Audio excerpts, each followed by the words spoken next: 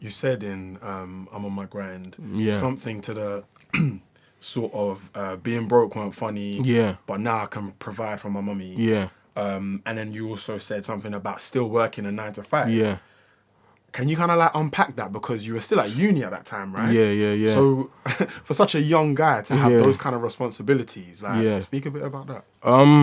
Do you know what? During university times, I was actually still working at Arsenal. So I remember like the first time I went to uni, I had to do the drive up. I think I came back like the week after and went back to Arsenal. So I was going back and forth. 'Cause I thought I was gonna have to leave because I was so far, but I managed to go up and down, balance it, which was difficult. And then still trying to. I feel like any person that is you know in university, you're trying to do the best you can for your mum or dad or anybody that is providing for you whilst you're growing up. So it was very difficult. Still, I must admit, it was very hard, especially being not having my dad around as well. It made it quite. I was learning a lot for myself in terms of you know what it's like to be a boy, then turn into a man, and then have your own responsibilities. Was not having your dad around something that was from the beginning, or was that in like a few years into your life? Like when was it? From what I remember, anyway, the beginning, yeah, he wasn't really around like that. I must say now I've taken time to learn him myself. I I kind of understand why he does some of the stuff he does and why I do some of the stuff because we're very similar. I feel like that was me learning him though because me learning him was simply because I was having one myself. I felt like I needed some answers in a way of why he wasn't there and just why he never kind of reached out or tried to. And I don't think it was because of my mum, but I guess sometimes it gets hard for some people in it. So I've kind of eased off him a little bit and tried to just be the bigger person and have a relationship with him. Have you got them answers? Um, I'll be real. I'm a little afraid to ask certain questions, but I've got some answers, and it's kind of opened my mind a lot to why he wasn't there, which is it's interesting because I guess you never want to be just left like that. To be fair, but I've got a lot of siblings, so I think that explains the reason why. Anyway, but yeah, Are these siblings that you grew up with, or nah. So these are like I've got about 14 siblings, all on his side, and I think I'm like in the middle, which is kind of crazy considering I'm like 25. But there's a one that's 30. Then you got sisters that are like 18, 16. So there's a range. There's quite a big range of, you know, the age gap. right? So you had a song on your blockbuster album Yeah, called "Praise You," yeah, right? And that was about God, right? yeah, yeah, yeah. Yeah. Speak about faith and religion. My auntie, so my grandma's sister is someone that is very, religious, and she was the one that used to take me to church a lot. My mum used to go, and my grandma, but it was more my grandma's sister that really used to take me to church a lot more of the time, and allow me to see why and who it is that's you know making the decisions, and it made me understand like this is why certain things are happening in a way. This is why I am where I am, and when times are good, I'm still praising him. I'm still thanking him for everything that's happening in my life, whether it's good or bad. Even when things aren't going well, I'm still, thanking him, and when things are good, I'm still thanking him. And I think it's that song for me. That's probably one of my favorite songs. just because I'm just having a moment to just thank him for everything. To be fair, I've even my auntie, even there was a track my auntie writes as well, so she's even written a couple songs for me as well. This is the That's same auntie who was telling taking you me to about taking me to studio church and so she's a good writer, man. I was even shocked myself, to be fair, when she was when she wrote one of the tracks for me. But yeah, man, she's very, very good, very good, very good. So you feel like, you know, God was there for you in those times where you Yeah, felt low. How did you feel like you were able to tap in to that, or was it kind of support from family members that you were able to kind of get through yeah. that It time? was there was a lot of support from family members. I don't think I had seen a support like that before. To be fair, if I'm honest, like I remember the day that I did post the picture of and I was in the park where I shot Family Tree, and I remember I said I just didn't want to speak to anyone, man. Turned my phone off as soon as I posted it. I was like, if no one don't find me, then this is literally the time. And I remember they had to get an ambulance and stuff like that. They had to take me to the hospital as well, and I just that time there I just didn't want to. I just didn't want to be here, man. I just felt like there's no escape. There's no way out unless it's time to just meet the creator. There's no way out. If everywhere I go, someone's saying the same thing, it's just like a record just getting rewinded. Same thing, every single day. More time I'm just thinking, I'll just stay in my house then, if this is what it's like. But then you can only do so much in your house. You know what I mean? So even seeing a therapist as well, it didn't help that much. It helped in certain aspects, but I think there was one day where I think I went away with my friends, and that's when I just said something just tapped into me, and I was just like, I have to change. What's going on?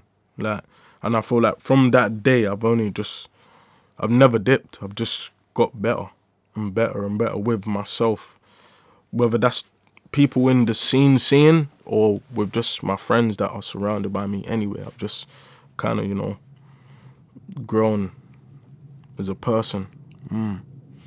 So, kind of, who would you say you are now off of the back of all of those up and down experiences that you've been through? Yeah. I would say for myself anyway, I'm a person that is a father now, that is really just embracing life and just trying to just show my son, the path he should follow, and just try and just take day by day. And as an artist, I feel refreshed. I feel like no one even knows me, but people do know me, which is good. Like the next stage or chapter, should I say, the music that I'm coming with it's just refreshing to the ears. It's nice. It's just cool. It's calm. There's not no violence in it. It's just, it's a vibe. It's just calm. I feel like everything that's happened has allowed me to get to where I've really wanted to be. And I feel like I've just showed aspects along the journey of what I can do. But now it's really the time. It's really go time. So you said you feel like people don't really know you, even though they do. Yeah. That is because you feel like you've changed so much from when everyone had their eyes on you in that sense of barking and all that kind of stuff, right? Yeah, literally. Okay. Literally. That's really Literally. interesting. So what's different now? The way I dress, but the music itself. I don't even make. What would you even call the music I was making before? Probably like hip hop rap. I won't even. I do. Me myself, I say it's the Mitchum Dreamer sound, innit? But if you want to put it in a category, it's probably R&B. It's probably R&B, but on a soulful level. I'm really singing. I'm really like. You can say I'm not been heartbroken, But, you know, I've had a few problems with girls and that, which has made me think, right, you know, kind of upset now. Like, I'm upset still. So I'm really, you know, taking that. I'm being vulnerable. I never used to really be vulnerable before, which is all right, because I feel like you have to learn how to be vulnerable in a world that I'm living in. But yeah, man, even dress wise, I just thought, you know, I don't want to dress like anybody else. I kind of just want to wear what I want to wear and just slap on some old school shit, whether it's that or, you know, just myself. Expression, right? Yeah, man, just express myself in. I remember I heard a comment the other day. Fashion is something that you don't even have to say a word. It just talks itself. Like, you ain't even got to say anything. You can look at someone and say, yeah, their fit's going off, it's crazy. So since I've heard that, I've just said, you know what, that I'm gonna talk through that and music. And yeah, man, since then it's greatness only. So how are you now mentally? Like, you seem a lot happier. Like, what's going on? Yeah, man, I'm happy. I think I'm more happy to still be here, to be fair, and if anything, like, I'm happy to be doing shows. I feel like my two managers, Ronaldo and Paddy, they always remind me that what I've done is great and that what we have set up is nothing. It's not like anybody else. Do you know what I mean? It's not like anybody else, and that's what keeps me going, I think. Like, I just done a show in Cyprus, and when we got there, they thought we was coming with like 15 people. They had like 2 dressing rooms and waiters in there, and I was thinking, right, yeah, this is the life, man. It makes me remember, like, yeah, just keep going. Don't even think about stopping. Like, just keep going, and this is gonna be a norm. This is gonna be normal. Yeah. So what is the best advice that you feel like you've ever received? I haven't even received the best advice. The best advice is I've probably given it to myself. And what would you say that is?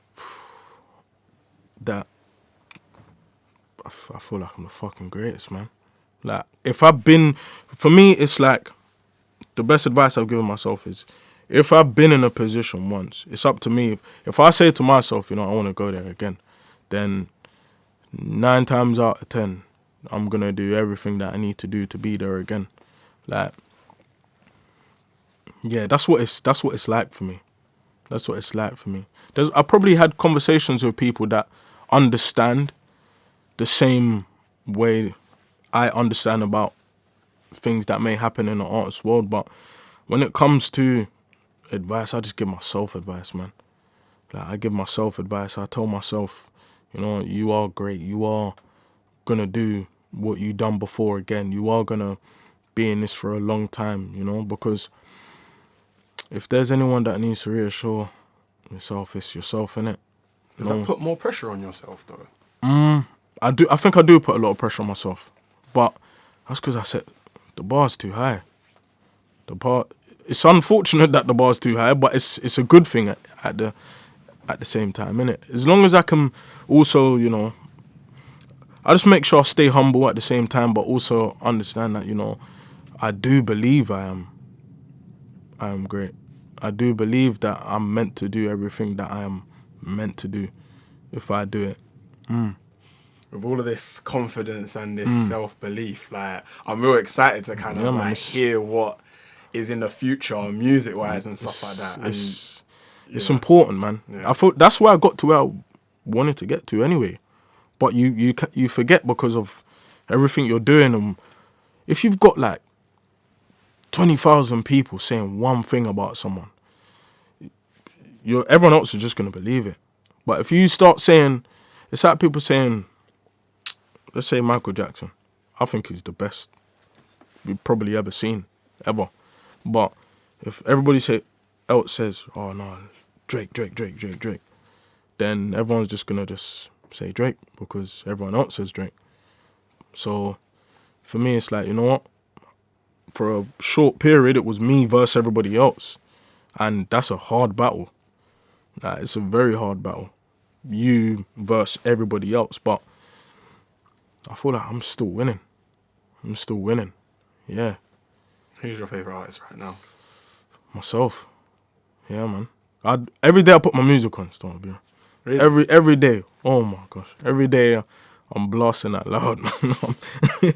You're so mad, yeah, because where I live, right, there's a few neighbours and that, and they don't even complain. And I play it probably every night. But when I was at uni, they used to complain.